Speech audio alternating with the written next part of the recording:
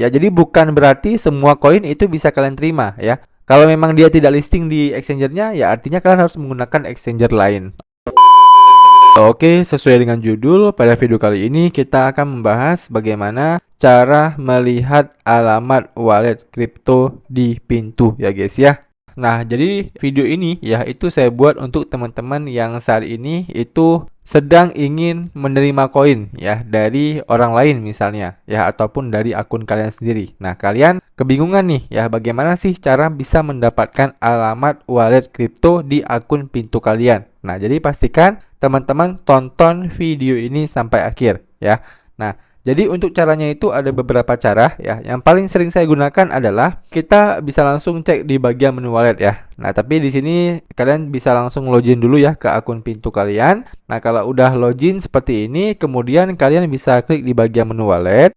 Nah, kemudian ya kalian nanti akan diarahkan ke halaman ini. Nah, di sini ya, seperti yang kalian lihat saya punya beberapa aset ya. Ada rupiah, ada tether, ada tron ya, dan di sini tidak ada koin lainnya. Kenapa? Karena saya di sini mengklik tulisan sembunyikan saldo 0. Nah, kalau saya klik di bagian sembunyikan saldo 0 ini ya, kita uncheck list. Nah, maka di sini itu akan muncul beberapa koinnya ya. Jadi di sini kalian tinggal sesuaikan aja dengan orang yang ingin mengirimkan saldonya kepada kalian. Misal ya, orang tersebut pengen kirim Bitcoin ya kepada kalian. Nah, artinya kalian di sini harus mencari aset Bitcoinnya. Nah, di sini kan udah ketemu nih Bitcoin. Nah, kalian tinggal klik aja Bitcoinnya.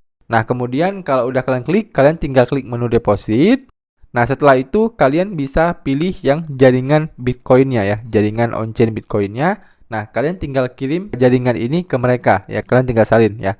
Nah, yang jadi permasalahan adalah biasanya gini guys ya. Biasanya kalau misalnya kalian sedang menerima koin dari orang lain, nah dia kan nanya tuh jaringannya, aku pakai jaringan ini ya. Nah, kalau misalnya di pintu itu jaringan Bitcoinnya itu cuma satu ya, yaitu jaringan Bitcoinnya juga. Nah, tapi di beberapa exchanger lain ya, kalau kita pengen kirim Bitcoin itu ada beberapa pilihan jaringan juga guys. Nah, jadi ini harus kita samakan juga ya. Jadi kalian bilang dulu nih ke orang yang mau kirim bahwasannya jaringan di akun pintu kalian itu cuma tersedia jaringan Bitcoinnya sendiri ya. Otomatis kalau mereka pengen ngirim Bitcoin ya, pastikan mereka juga mengirim Bitcoin dengan jaringan Bitcoin ya, bukan dengan jaringan lainnya. Oke, sampai sini paham ya. Nah, supaya nggak ribet, coba saya contohkan dengan koin lain ya.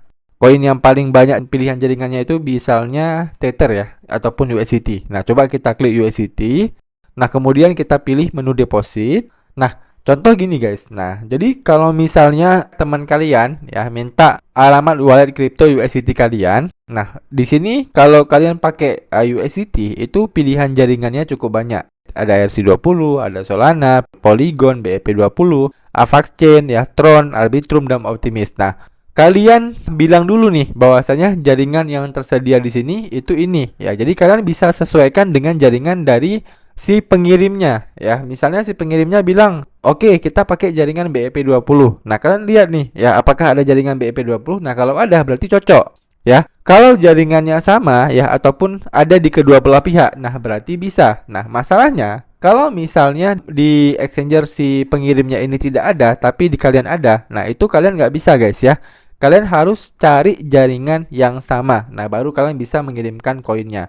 Oke? Ini nggak berlaku hanya untuk orang lain ya. Jadi kalau misalnya teman-teman punya saldo di exchanger lain ya, saldo kalian pribadi juga, kalian pengen pindahin ke akun pintu kalian, itu juga sama ya. Harus menggunakan jaringan yang sama dan koin yang sama. Nggak boleh menggunakan jaringan yang berbeda. Oke? Jelas ya?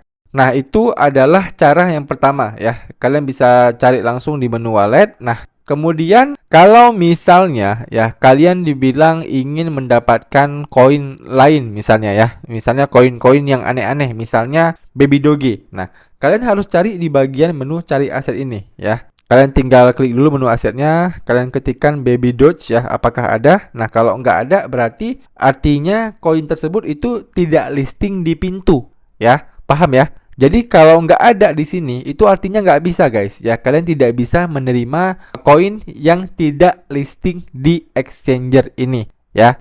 Jadi ini harus kalian pahami ya. Jadi bukan berarti semua koin itu bisa kalian terima ya. Kalau memang dia tidak listing di exchangernya ya artinya kalian harus menggunakan exchanger lain. Oke, paham ya? Atau kalau misalnya teman-teman agak riweh gitu ya menggunakan menu wallet ini, kalian juga bisa menggunakan menu marketnya ya. Jadi kalau kalian klik menu market, nah di menu market ini tampilannya itu lebih luas ya, lebih gampang bisa teman-teman gunakan. Nah, kalian bisa sesuaikan koin apa gitu ya yang pengen kalian terima. Nah, di sini kan ada kelihatan tuh ya berbagai macam jenis koin yang tersedia di pintu ya ataupun yang udah listing di pintu. Nah, kalian kalau memudahkannya ya kalian tetap menggunakan fitur pencarian ini nih ya. Misalnya si pengirimnya itu pengen kirim dalam bentuk Solana. Nah, kalian tinggal ketikkan aja di sini Solana ya.